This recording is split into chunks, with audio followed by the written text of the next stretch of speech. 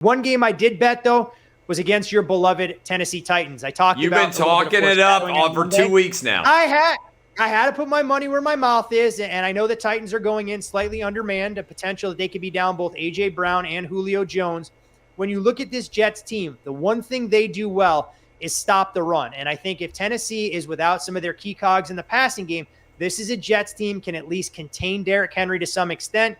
This will be a much easier task for Zach Wilson than going up against Carolina, Denver, and New England like he's encountered in the first 3 games of his career.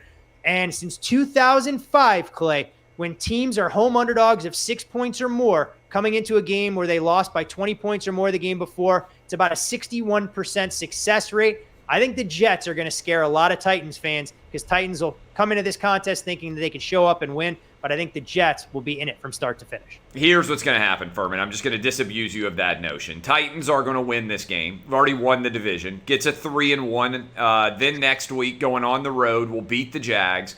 4-1. Okay.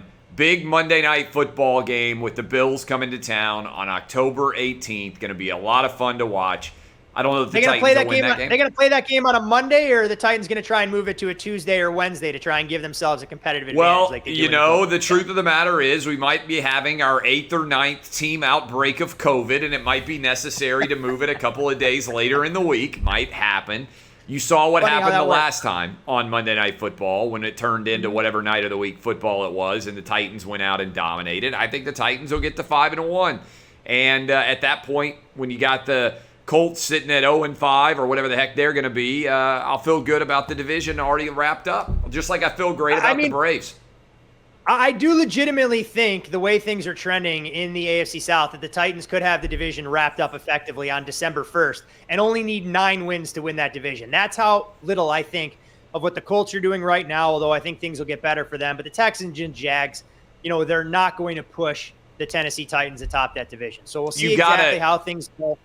Yeah, the Titans play the second game against the Colts. I believe it's early this year. I think it's on Halloween. So in Indianapolis. I mean, they're done before we even get to November with games against the Colts.